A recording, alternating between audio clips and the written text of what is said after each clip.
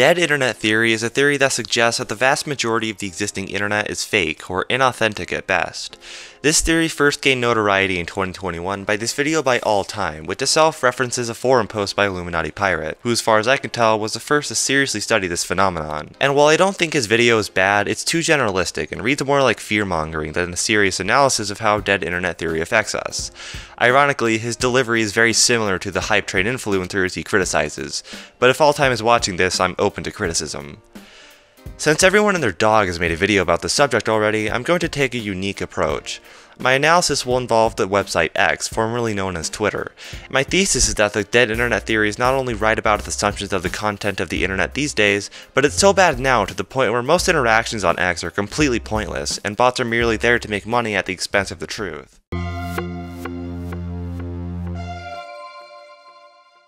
When Elon Musk first offered to purchase Twitter in 2022, one of his main focuses was addressing the large amount of bot accounts on the site. But if you've used X lately, you'll likely echo my experiences of increased bot activity, primarily crypto and dropshipping scams. I do remember there being bots on Twitter prior to Elon's takeover, but they were never so prevalent to the point where they're like half of my notifications. Ironically, many of these scams prey on fans of Elon Musk, making it look like he's doing a big giveaway or something.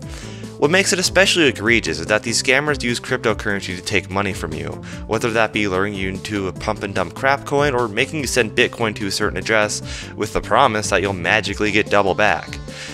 This isn't how money works. They keep your hard-earned money and leave you in the dust, but unfortunately these sites are pretty crafty and look as legit as possible, acting in the same way as casinos do. Better get in now or else you might miss out on huge gains. But seriously, the fact that many of my followers have had the same experience shows that these bots simply cast a wide net to target as many people as possible. It's not the same as targeted advertising, where at least a crappy product might actually interest you, but I also can't help but go back to advertising. Because many big companies have stopped advertising on X, largely due to Elon being a piece of fucking shit, and not caring that he's a piece of fucking shit. This has left a large void of lost revenue for X, and as such, many smaller companies, most of them being dropshipping scams, fill that void. And I think this is one of the strongest arguments for dead internet theory.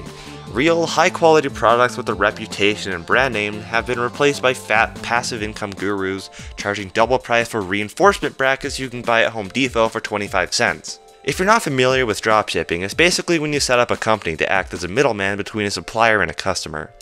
The business model isn't inherently scammy, but the way it's used here is to get you to pay more for dirt cheap Temu products because they hype it up as amazing. The most concerning part is that the scam must be working because they're so popular. But if you want to advertise, you need an account, so I suppose I should talk about those. There were a handful of Twitter accounts some years back occasionally posting about historical events, nostalgic experiences, and culture. One of these accounts is under the handle History and Memes. What I found interesting is that this account was created in 2017, almost 7 years ago. I tried to look up tweets from that time, but it came back with nothing. Year after year, it seems like this account was mostly inactive, and the tweets it did send were deleted. Social Blade unfortunately only goes back a few years, but if this tweet from 2020 is to be believed, the account only had 900 followers in 2020.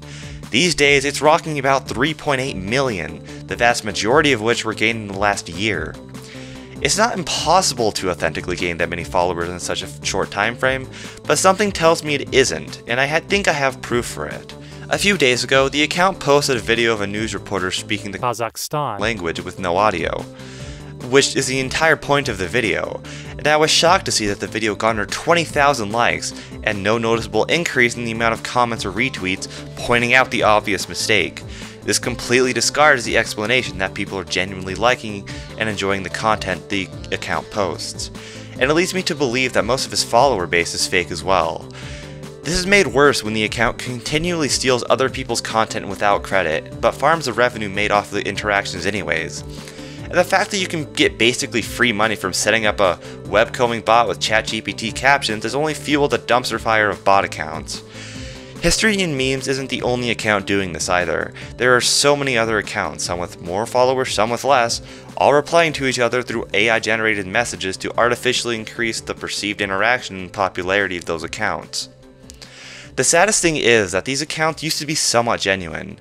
History and Memes appears to have been originally just posting memes about history, But now they just post random clips of events or funny videos without adding anything to them. The same thing happened to No Cap Fights, Weird Dolly, and Pictures Folder. When you think of it, these people are doing basically the same thing, posting stupid memes with a caption designed to increase engagement.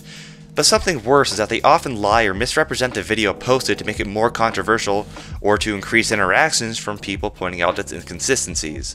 I do appreciate the advent of community notes to combat this, but it hardly makes a dent when you consider how many thousands of people already took the caption as truth and now have a skewed perception of the world. This practice is not only unsustainable, but a net negative for society.